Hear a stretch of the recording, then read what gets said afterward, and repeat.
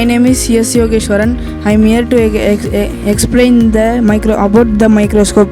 This microscope described by the Robert Hooke in 1560s. It was compound microscope and electron microscope. It is used to enlarge the object when it is used to enlarge the object when we can't see our naked eyes. It is used to see a small object in the wherever we in the place. Thank you.